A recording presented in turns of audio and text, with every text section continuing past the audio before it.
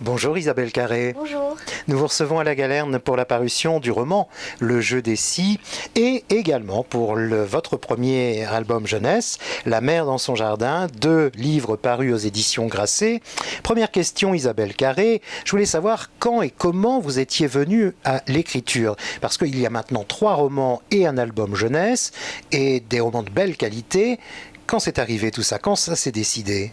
En fait, j'écrivais beaucoup quand j'étais plus jeune et puis je me suis plus ou moins arrêtée. Et oui, en tout cas, j'ai perdu l'écriture au quotidien vers l'âge de 30 ans car j'avais des rôles de plus en plus importants et j'avais plus le temps. Puis surtout, j'avais trouvé un endroit où m'exprimer, voilà, qui me rendait heureuse.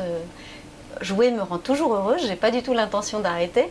Mais quand même, écrire l'histoire, surtout l'histoire des rêveurs, donc mon premier roman, ça, je l'avais en tête. Je commençais un chapitre, je le rangeais, je reprenais, je rangeais, et puis j'arrivais jamais au bout. Et un jour, j'ai décidé de suivre un atelier d'écriture pour aboutir, aller au bout de cette idée, de cette envie, qui vraiment me taraudait régulièrement. Bon, je me suis dit, c'est pas possible que ça revienne si fréquemment comme ça, que ce soit si récurrent. Même j'en rêvais, enfin voilà, d'où le titre Les Rêveurs. Hein. Et cet atelier d'écriture organisé par Philippe Jean chez Gallimard m'a vraiment remis le pied à l'étrier dans le sens où j'ai vraiment retrouvé grâce à cet atelier l'écriture au quotidien. Après, j'ai pas voulu suivre la 2e et la 3e session, j'ai suivi que la première session. Et ça m'a donné vraiment voilà, l'impulsion pour retrouver l'écriture au quotidien. Alors il y a Le Jeu des Scies, ce roman, dans lequel à la descente d'un avion, une femme, donc qui sera la narratrice, donne une fausse identité pour monter dans un taxi qui attend ce taxi quelqu'un d'autre. Alors voilà comment commence ce roman, c'est donc voilà, une identité que va s'accaparer la narratrice.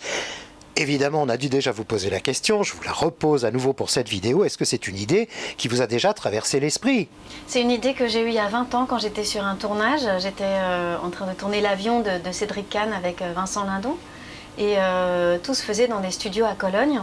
Il y avait beaucoup d'effets spéciaux. Alors là-bas, il y avait tout ce qu'il fallait pour faire le film. Donc à force de faire ces allers-retours et de jamais commander mon taxi, je faisais toujours la queue et je rêvais chaque semaine de prendre la place de cette personne qui, elle, était si bien organisée avec cette pancarte. Et j'ai jamais osé, évidemment. Mais vous savez, il y a toujours dans les aéroports ou les gares, il y a toujours une pancarte avec un taxi qui attend désespérément son client qui ne vient pas. Et je pense qu'on est plusieurs à avoir rêvé de ça. En tout cas, moi, je l'ai rêvé. Et comme je suis très timide et que je n'ose me glisser dans la peau d'une autre que avec mon métier, que dans le cadre de mon travail, de mon métier de comédienne, je me suis dit, je vais accomplir ça dans le livre. Est-ce qu'à votre avis, justement, ce changement d'identité, cette place prise par qui que ce soit, et en l'occurrence par Emma, pourrait être finalement comme endosser un rôle, jouer un rôle au cinéma ou au théâtre, se mettre finalement, c'est cela, dans la peau d'un autre personnage? Absolument, je crois que je suis bien placée pour parler de la fiction et de se glisser dans la peau d'un personnage. Elisabeth, donc le personnage du roman de ce Jeu des Scies, va devenir Emma Auster, comme moi j'ai pu devenir Claire Poussin dans Ce Souvenir des belles choses, ou Hortense de la Villardière dans La dégustation, ou Nathalie Adler dans La dérive des continents qui va sortir bientôt. Oui, je passe mon temps en fait à endosser d'autres noms et d'autres métiers et à essayer d'approcher la vérité de ces destins différents du mien. Donc je me suis dit, effectivement, ça peut être un bon prolongement de voir ce que ça donnerait aussi en écriture, en littérature, ce jeu-là. Parce que c'est le jeu qu'on joue quand on est enfant, en fait. Si j'étais le papa, tu serais la maman, et si j'étais ceci, et si j'étais cela.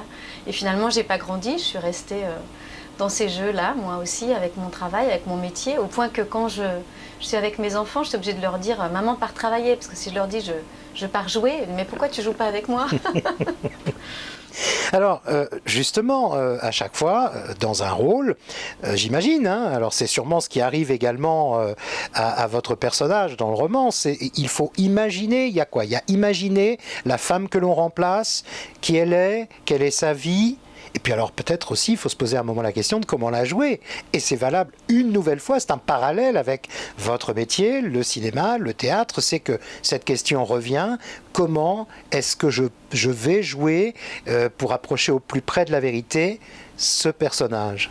Comment devenir Emma Auster quand on sait rien d'elle en Ouais. fait. Quand on a juste cette pancarte, qu'on monte dans un taxi et qu'on se laisse conduire, qu'on se laisse guider par le destin ou la providence. C'est un petit peu aussi le thème du roman. Est-ce qu'on est maître de sa destinée ou est-ce qu'on n'a pas parfois le sentiment d'être un peu manipulé, comme si, je ne sais pas, une main invisible vous avait transporté là. Et Elisabeth pense avoir fait un choix en suivant cette pancarte, mais peut-être qu'elle a été manipulée. Enfin, c'est une question en tout cas qui la taraude. La réponse à votre question, c'est le silence. Nathalie Sarraute l'a très bien dit dans Elle est là, où il y a une pièce aussi que j'aime beaucoup qui s'appelle Yvonne, princesse de Bourgogne, qui montre des personnages de femmes silencieuses. Et du coup, les gens en face peuvent remplir les cases, les vides, projeter même des situations amoureuses, projeter, ça les rend en colère, tout est possible avec quelqu'un qui est silencieux. Donc c'est ce qu'elle décide de faire, elle décide de laisser les autres parler et elle s'en sort plutôt bien comme ça. Parmi les règles du jeu des si, est-ce qu'il n'y a pas finalement aussi le manque de quelque chose dans une vie, l'absence? Est-ce qu'il n'y a pas un peu tout ça, en plus du silence et en plus de ce jeu, de l'envie de jouer? Oui, il y a pas longtemps, j'ai joué juste à la fin de... J'étais en train de corriger les épreuves du jeu des si et un ami metteur en scène m'a appelé pour jouer un autre jeu, Biographie, un jeu, qui est une pièce magnifique de Max Frisch. Il y a une phrase que j'aime beaucoup, alors c'était un beau hasard aussi, terminer mon jeu des si et enchaîner avec Biographie, un jeu, qui raconte en fait, part d'un autre principe. Et si vous pouviez changer un élément de votre biographie, lequel serait-il et quelles seraient les implications dans votre parcours? Et il y a une phrase que j'aime beaucoup où le personnage dit nous nous sommes réduits l'un l'autre, Antoinette. Tu m'as réduit, je t'ai réduit. Pourquoi nous sommes-nous réduits comme ça? Nous avons réduit tout ce qui était possible de réduire. Pourquoi nous sommes-nous réduits comme ça? Et c'est un constat que je fais. On n'a pas besoin du couple pour ça. On se réduit soi-même très souvent dans la vie ou dans notre travail. On se sent réduit. Et ce que j'avais envie à travers ce jeu des si, c'était au contraire d'élargir les possibles, le champ des possibles, et de voir, oui, à travers une autre identité, comment on pouvait, encore une fois, s'élargir, se révéler. C'est ce que je fais en jouant, en fait. Je me quitte, mais c'est pour mieux me trouver. C'est pas un constat très très optimiste finalement, Vous trouvez? que celui de se dire, de garder cette idée de se réduire. C'est un constat, je trouve, oui, qu'on peut tous ressentir. Que les masques qu'on revêt dans telle ou telle situation professionnelle ou parfois dans des dîners d'une façon plus amicale, mais même avec nos amis, même avec nos amours, on a souvent le sentiment qu'on n'est pas tout à fait, qu'on peut pas tout à fait être pleinement soi-même. C'est très compliqué de l'être. Il y a une phrase que j'aime beaucoup de Proust qui dit que notre personnalité sociale est une création de la pensée des autres. Et c'est vrai que de pouvoir se sentir accompli, pleinement accompli, c'est compliqué. Je pense qu'il y a toujours de toute façon une part d'inaccompli en chaque vie. Alors ce jeu des si, c'est un peu, oui, si on s'occupait du reste, si on s'occupait des chemins qu'on n'a pas pris. J'ai choisi de prendre à droite, qu'est-ce qui se serait passé si j'avais pris à gauche? C'est ça aussi le jeu des si. Je prends ce chemin-là sur un coup de tête, où il va me mener, et en fantasme, en pensée. Et puis finalement, peut-être que oui, les rêves aussi nous permettent de nous accomplir. Moi, je crois beaucoup à la réalité des rêves. Quand je joue sur un plateau, j'ai pas du tout l'impression que c'est moins réel que la vie de tous les jours. J'ai pas ce sentiment-là. Alors c'est pour ça que dans ce jeu des si, il y a une partie, la seconde partie, où la narration se déchire, la fiction se déchire. Et on peut avoir le sentiment que c'est une partie plus personnelle. Mais là aussi, en fait, j'ai laissé libre cours à mes fantasmes. C'était une autre façon d'explorer, en fait, ce champ des possibles. Ce sera ma dernière question, Isabelle Carré. Il y a dans justement le jeu des scies un chapitre qui porte pour titre, comme les choses sont bien faites, La mère dans son jardin. Oui. Et il se trouve que c'est effectivement le titre de votre premier album jeunesse. Alors là encore, j'allais vous demander l'idée de départ parce que c'est un texte que vous avez écrit pour les enfants, un texte illustré. D'où ça vient et de quoi ça parle et pourquoi ce thème? Dans le jeu des scies, il s'agit d'un rêve. Oui. Est-ce qu'on en reste là pour l'album jeunesse?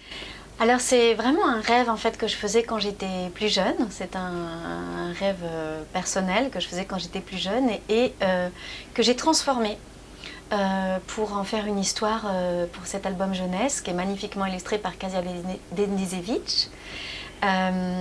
Et c'est une idée de Juliette Josse, mon éditrice. En fait, j'étais en train d'écrire le jeu des scies et elle m'a dit tu devrais aussi penser à écrire pour les enfants parce que tu es toujours beaucoup d'enfants dans tes histoires. Dans Les Rêveurs, c'était un roman plus ou moins autobiographique, mais qui racontait une partie de mon enfance. Donc il y a cette petite fille qui est au cœur du roman.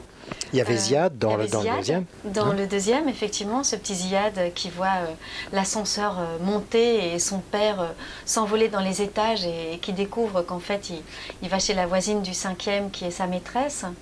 Il y a cette fin de l'enfance là qui se produit à ce moment-là avec cette révélation. Et puis là, il y a 2 enfants aussi dans le jeu des scies. Et il y a cette petite Marie, donc dans La mère dans son jardin, donc cet album jeunesse.